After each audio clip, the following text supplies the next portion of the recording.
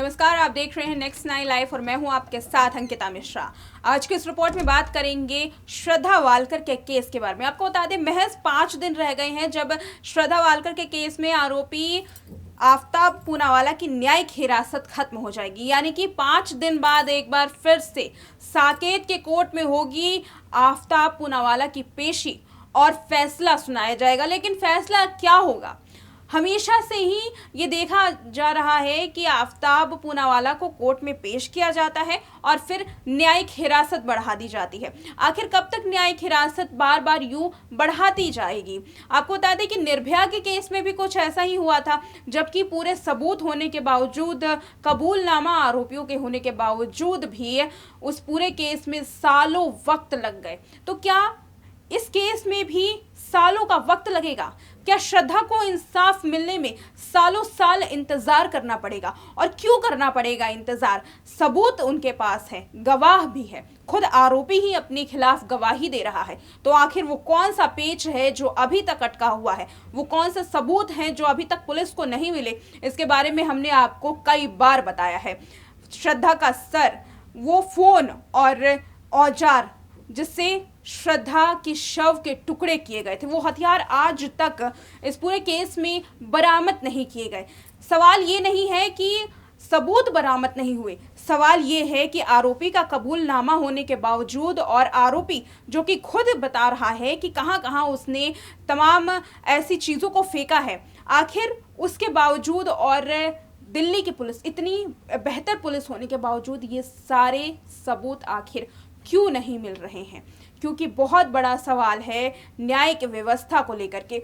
ये भी बहुत दिलचस्प होगा देखना 5 दिन बाद कि आफ्ताब पूनावाला को क्या फैसला आता है। लेकिन आज का सवाल यहीं शुरू करेंगे और मेरे साथ मेरी सहयोगी प्रज्ञा है। प्रज्ञा, बहुत स्वागत पहले आपका। जी अंकिता, शुक्रिया। जी प्रज्ञा, जैसे कि हमने सवाल ये किया कि आखिर पेच कहाँ फंस रहा है, क्योंकि लगातार सबूत जो है वो मिल नहीं पा रहे हैं और कई बार पुलिस ने भी सबूत को बहुत ढूंढने की कोशिश की। और एक बेहतर बात यह है कि आज तक इस पूरे केस में अगर पुलिस की ओर से देखा जाए तो पुलिस की ओर से एक बेहतर काम किया गया है, क्योंकि आज तक पूरे केस में पुलिस ने बहुत ही बखूबी से सबूतों को इकट्ठा किया है और आफ्ताब से कबूलनामा किया। और पुलिस को जितना बन पड़ सकता था साइंटिफिक जांच के लिए, वो चाहे नार्को टेस्ट हो, पॉलीग्राफिक टेस्ट हो, न्यूरोसाइकोलॉजिकल टेस्ट हो, वो सब कुछ करवाया। यानी कि एक एक उम्मीद नहीं छोड़ी है कि कहीं से आफ्ताब बच जाए। तो आखिर वो कौन सा पेच अटक रहा है? आखिर वो सबूत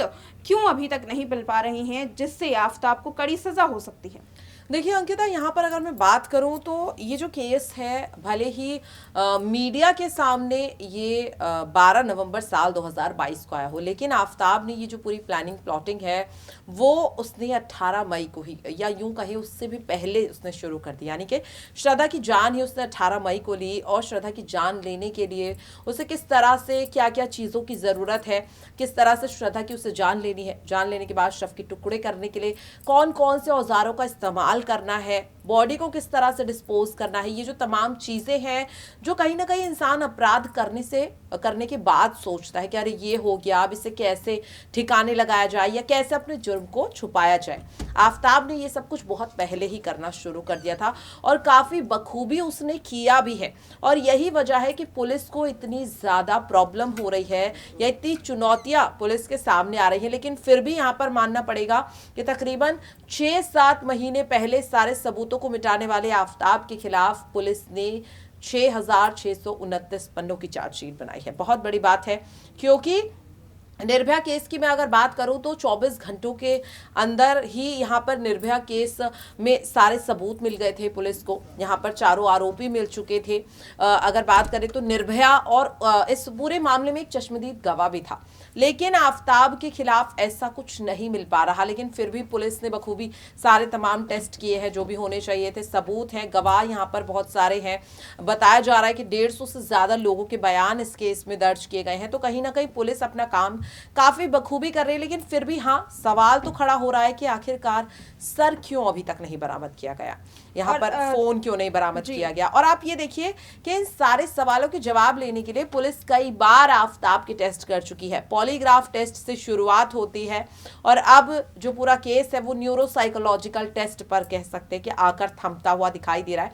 हालांकि ब्रेन मैपिंग की भी बात यहाँ पर आई थी कि शायद आफ्ताब की ब्रेन मैपिंग की जाएगी, और अब जिस तरह से न्यूरोसाइकोलॉजिकल टेस्ट, तो कहीं ना कहीं ऐसा लग रहा है कि इतनी टेक्नोलॉजी होने के बाद भी अगर आफ्ताब को सजा नहीं मिल पा रही है तो शायद ये बहुत ज्यादा सोचने वाली बात है। जी प्रज्ञा, और आगे का मेरा सवाल इससे थोड़ा जुड़ा हुआ है, क्योंकि ये सबूत अभी तक नदारत हैं, सर, हथियार, और ये जो सबूत है ये बहुत बड़े सबूत है। अब तक जितने सबूत मिले, पुलिस ने खुद कहा है कि जो सबूत है वो परिस्थिति जन्य है, यानी कि परिस्थिति पर हमने जो सबूत मिले, जो आरोपी ने बताया वैसे हमने ढूंढ लिए, लेकिन उसके अलावा हमारे पास कोई दूसरा सबूत नहीं है।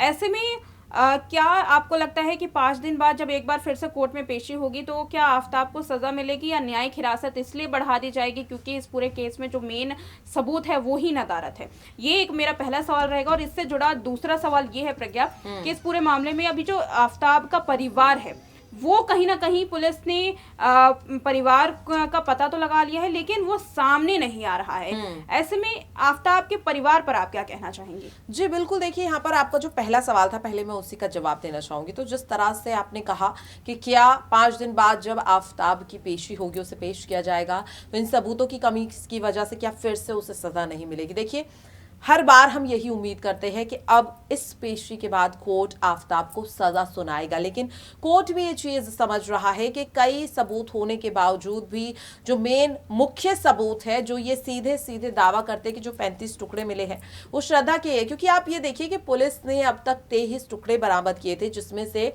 5 जो पीसेस थे वो श्रद्धा के नहीं निकले।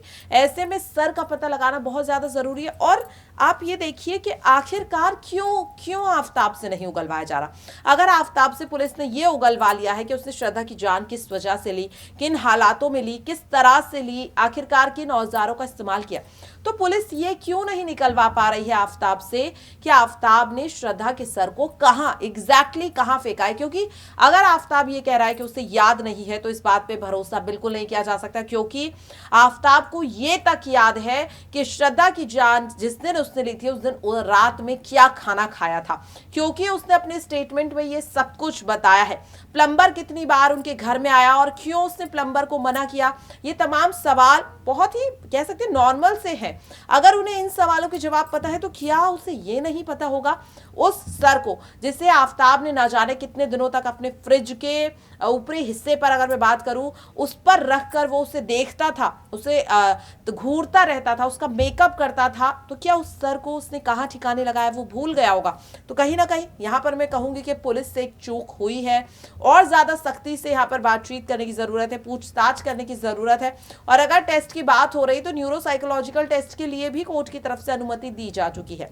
फिर आखिरकार क्यों वो टेस्ट नहीं हुआ? और सबसे बड़ी बात, कोर्ट को भी ये चीज समझने की जरूरत है अंकिता कि अगर एक सबूत नहीं मिल रहा है तो बाकी सबूतों के आधार पर फैसला सुनाया जाए। क्योंकि जब से श्रद्धा वालकर का केस सुर्खियों में आया है उसके बाद से हम लगातार देख रहे हैं कि देश के अलग अलग राज्यों से कई ऐसे मामले सामने आ रहे हैं जिनमें कई महिलाओं के साथ इस तरीके का कह सकते हैं अपराध हो चुका है। तो उसके रीजंस चाहे जो भी हो, लेकिन कहीं ना कहीं एट द एंड हम ये कह सकते हैं कि खतरे में इस वक्त देश की बेटी है। तो कानून को ये चीज समझने की जरूरत है, पुलिस को भी ये चीज समझने की जरूरत है कि चाहे निर्भया हो या श्रद्धा, इंसाफ मिलना हर किसी का अधिकार है। और ऐसे में उन आरोपियों को कड़ी सजा सुनाना कहीं ना कहीं कोर्ट का फर्ज भी है और उनका ये धर्म भी है अंकिता। जी बिल्कुल, और ये मैं आपकी इस बात से बहुत सहमत हूँ प्रज्ञा कि इस पूरे मामले में जब आफ्ताब पूनावाला रोज उस सर को देखता था और एक दिन वो कह देता है कि मुझे तो पता ही नहीं है कि आखिर मैंने सर कहाँ फेंका। और दूसरी चौंकाने वाली बात यह है कि एक खबर सामने आई थी कि आफ्ताब पूनावाला ने बताया है कि उसने कुछ हड्डियों को मिक्सर में ग्राइंड करके रोड पर फेंक दिया। हालांकि बाद में ये खबर, जब इस खबर की पुष्टि हुई तो ये कहा गया कि आफ्ताब ने पुलिस को गुमराह करने के लिए ऐसा बयान दिया था। जब इस तरीके का बयान दे सकता है आफ्ताब पूनावाला तो आखिर ये कैसे मान लिया जाए कि श्रद्धा के शव का जो शरीर है और बाकी जो टुकड़े हैं वो कहाँ फेंके उसे याद नहीं है। तो ये बहुत ही ज़्यादा चौंकाने वाली बात है। तो ऐसे में आफ्ताब पूनावाला से सही सच उगलवाना होगा। और इस पूरे केस में ये भी सामने आ रहा था कि बार बार आफ्ताब की मांगे मानी जा रही थी, तो कहीं ना कहीं आफ्ताब अपनी मांगों को भी मनवा रहा है और ऐसी मांगे कर रहा है जो कोर्ट उसे पूरी भी कर देगा, या तो पढ़ाई लिखाई के मामले में हो या कपड़ों के मामले में हो। और कहीं ना कहीं पढ़ाई लिखाई के आड़ में उसने कानूनी किताबों को पढ़ना इसलिए शुरू किया ताकि वो अपने वकील की मदद कर सके। ऐसे में कैसे वकील की मदद करेगा, ये भी काफी बड़ा सवाल है और आगे आने वाले दिनों में देखना होगा कि आफ्ताब पूनावाला पर कोर्ट क्या फैसला लेगा, क्योंकि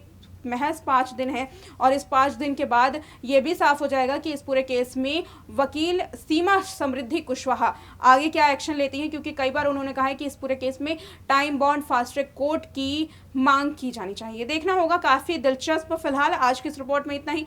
देखते रहे नेक्स्ट नाइन लाइव। नमस्कार।